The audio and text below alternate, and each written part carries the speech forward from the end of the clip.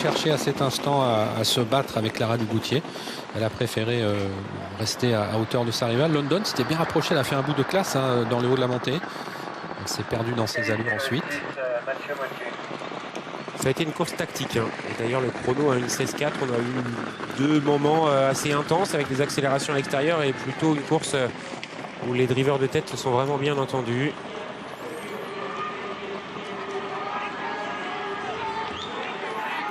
Duval d'Estaing qui surveille un petit peu du coin de l'œil ses adversaires. Il regarde sur sa droite. Il a vu qu'il avait nettement la mesure de Lara Dugoutier. Il surveille ses adversaires.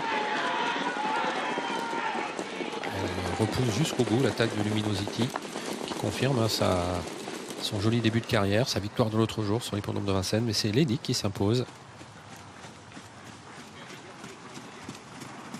Lipanga de Guess qui est la surprise à l'arrivée à 30 contre 1. Elle a bien terminé également dedans. Oui, il faut la driver pour être 5-6e.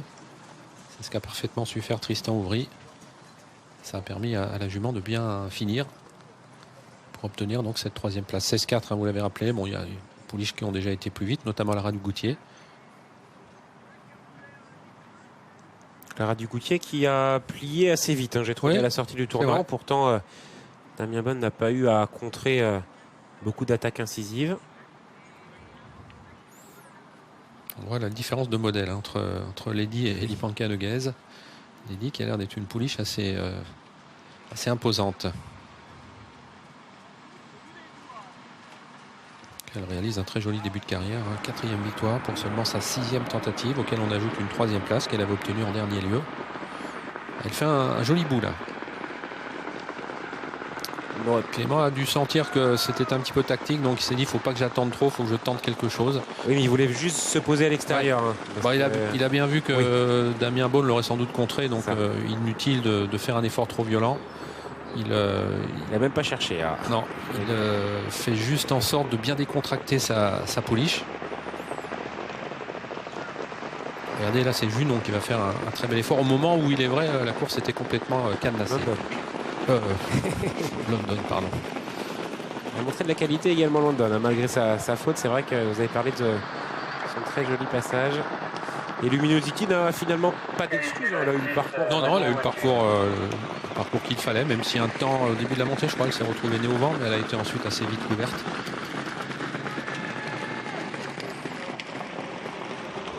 Elle termine l'une devant l'autre, Luminosity devant Luminostar comme en dernier lieu. Il n'y a pas beaucoup d'écart entre ces deux-là. Le flic d'Elseke qui a peut-être besoin de mûrir un petit peu avant d'être compétitive.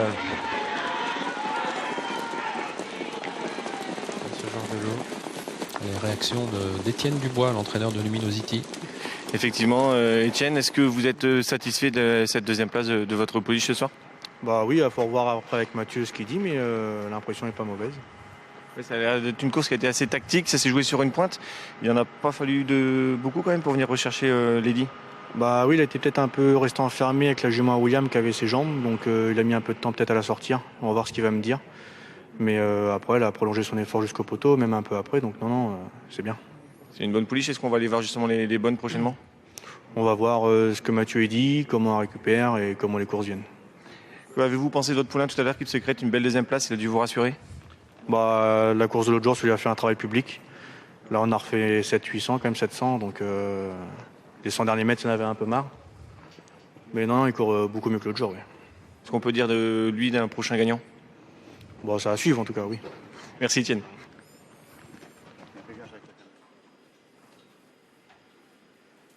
On partira de Vincennes avec 2 2e places. Donc Étienne Dubois à l'occasion de cette nocturne. C'est la reprise des nocturnes aujourd'hui sur les prud'hommes de Vincennes jusqu'à la fin du mois de juin. Le début des opérations est fixé à 18h avec beaucoup d'animation d'ailleurs pour certaines réunions nocturnes du vendredi. On aura l'occasion bien sûr d'en reparler. En attendant, eh bien, on est en train de bien récupérer entre Tristan Ouvry et Clément Duval d'Estaing. Clément qui n'a pas touché aux œillères.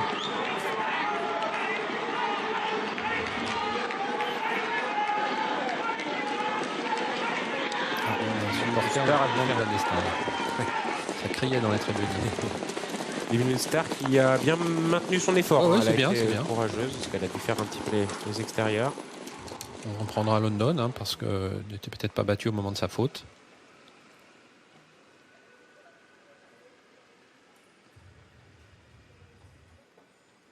On rentre au tout petit trot.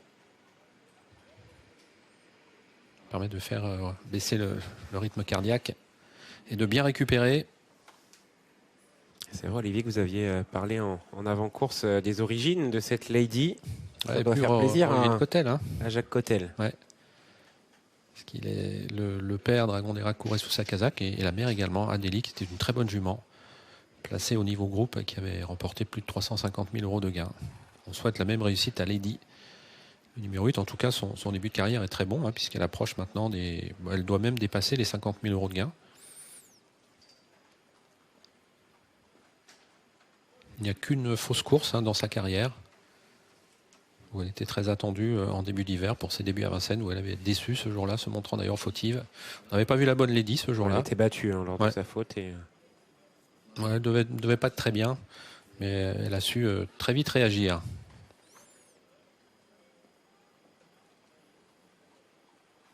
Clément du Val d'Estaing, que l'on retrouvera entre autres hein, dans une semaine à Caen, a priori, avec Idaho Tillard pour le prix des Ducs de Normandie.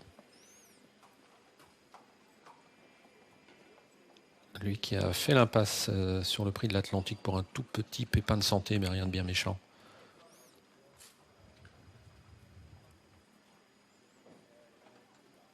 Même pas besoin de remonter les œillères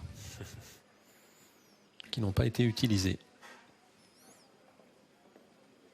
Allez, à suivre donc la réaction de Clément du Val d'Estaing après la belle victoire de Lady. Il était assez confiant d'ailleurs avant coup. Il faisait partie de celles qui avaient déjà eu l'occasion de courir sur 2700 mètres. C'est toujours un plus. Et les deux d'ailleurs qui avaient déjà gagné sur ce parcours des 2700 mètres prennent les 2 premières places.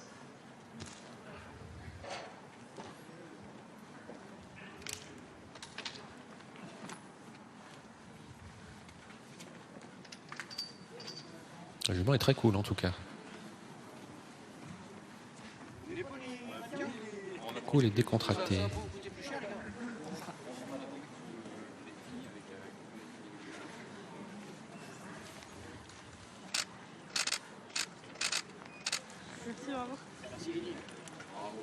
Allez, un petit mot avec Clément.